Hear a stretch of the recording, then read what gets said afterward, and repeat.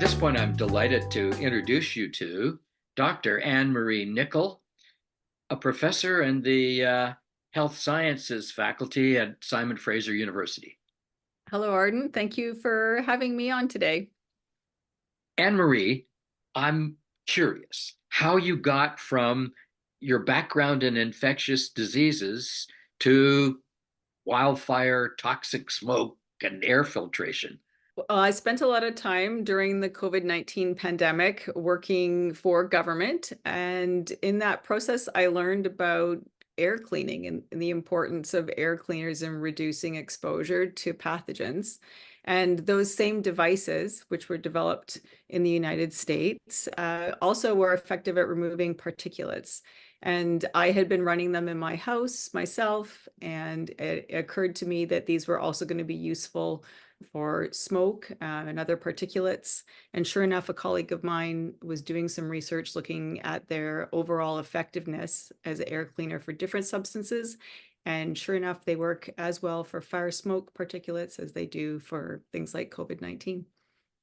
Wow. And the device in question is something that people can make themselves, I understand, using pretty readily available components and much less expensive than your standard HEPA filter air filtration system that you can buy commercially. That's right. In fact, the technology was designed in part to be do-it-yourself, and they're simple units that people can use and make. The products that you need to make them, you can buy at a local hardware store. That's part of the deal, and they're easily made by people anywhere from young people all the way up to seniors with arthritis. And I know this because we spent last summer teaching all sorts of different people how to make them, and we were quite successful. And tell me, what do these air filtration devices that you've developed look like? I'm going to show you a slide here. There's all sorts of different kinds that can be made. And my colleague at the National Collaborating Center, she did a robust analysis of what they could look like. But what we found, and we built this 1A in the corner, this is the simplest one. These are what's known as a Corsi-Rosenthal box, the bigger ones. But they all are very effective at reducing particulates. These are simply the easiest ones to make and the lightest ones to carry. And how do they work? They work incredibly well. That's the other, piece of the puzzle. So I'll share this as well. We did a roundup. This was my colleague, Dr. Eichelbosch. These are all publicly accessible documents, but she did an analysis of all the research that's looked at these units. Lots of people had questions. How is it that stuff that you can buy at a hardware store can be as effective as a $300 Honeywell air cleaner? And if you use the right specifications, a MERV 13 or better filter with a powerful enough fan, and you use the appropriate room space, you can actually have an incredibly effective device. So the results of the research were that these are effective, affordable, and accessible technologies and tools that people can use. The review includes a robust synthesis of all the research that's been done to date, comparing these units to commercial units. And what we find consistently is that they cost between 14 to about 30 cents per clean air delivery rate. That's what you use to analyze whether or not your air cleaner is working. And you can see for this study, a 1x1, that's the simple one, compared to a commercial one, is about a quarter of the cost.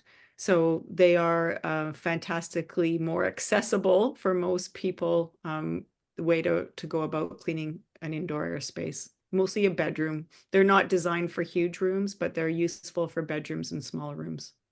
And Anne Marie, oh, here you go. Yeah, I love I the can see a picture. Okay. yeah. So again, we call these the 1x1, and you can make a bigger one. But this is basically what they look like when they're done. And as part of our project, we gave people the opportunity to decorate them. And that was actually a really important part of this project because people really wanted to get making them right away. We had many people show up at workshops because they're concerned about smoke and they're concerned about the future. And it gave them an opportunity to come and talk about fire smoke with students from SFU and myself and other experts. We had medical residents come and a bunch of different people. And people could decorate them afterwards. We had a myriad of stickers. we also just gave people a chance to chat with each other and us about pressing topics. And not only did people want to know about fire smoke, but they also wanted to know about extreme heat. So we broadened the project a bit to include handouts and some information locally about both clean air spaces and cooling centers for populations over the summer of 2023. And so we were very fortunate to get funding from Van City, the City of Vancouver, and the BC Lung Foundation. And I work for the Pacific Institute for Pathogens, Pandemics, and Society at SFU. My original interest, again, was in pathogens, but it evolved into this: how do we help people help themselves during emergent health threats? And fire, smoke, and heat are the two things that most people are grappling with now. So we developed these instructions with the idea as people would come to our sessions, they would get the materials to make one themselves, and then they could hopefully go home and tell two people, and it would sort of go viral in the sort of old-fashioned way we understand things going viral. So it is quite a simple recipe. You need a box fan, a MERV 13 filter, some duct tape, and something sharp to cut things with. And it goes together quite simply. The filter goes on the back of the fan.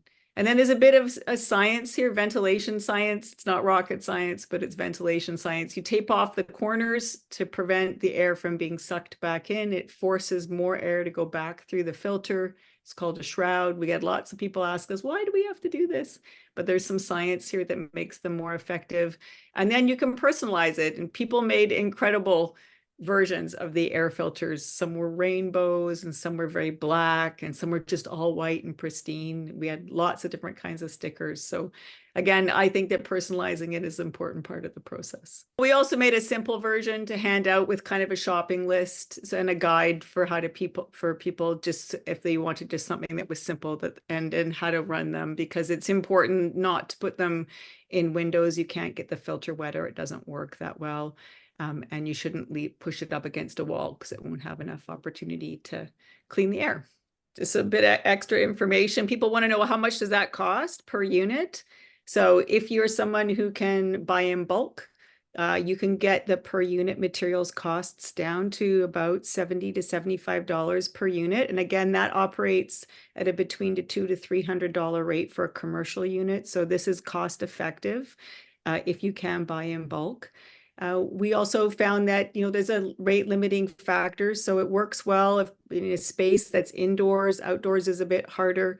There's some machinations to it. And just to be clear that I didn't invent the science for the air cleaner. It was invented in the United States by other researchers and engineers. We're just taking that knowledge and moving it into practice in community. So that's my contribution. Thank you so much for this informative and very helpful conversation today. Thank you.